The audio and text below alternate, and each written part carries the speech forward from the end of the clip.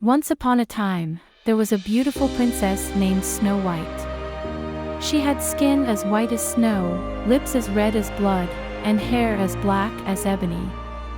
Snow White's stepmother, the queen, was very jealous of her beauty and asked her magic mirror who the fairest in the land was. The mirror always said Snow White was the fairest, which made the queen angry.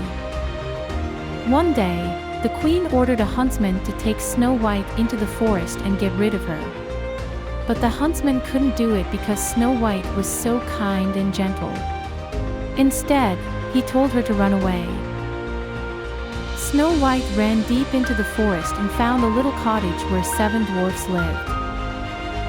They were named Doc, Grumpy, Happy, Sleepy, Bashful, Sneezy, and Dopey. The dwarfs loved Snow White and let her stay with them. The queen found out that Snow White was still alive and disguised herself as an old woman. She went to the dwarfs' cottage and tricked Snow White into eating a poisoned apple. The poisoned apple causes Snow White to fall into a deep sleep. The dwarfs were very sad and placed her in a glass coffin.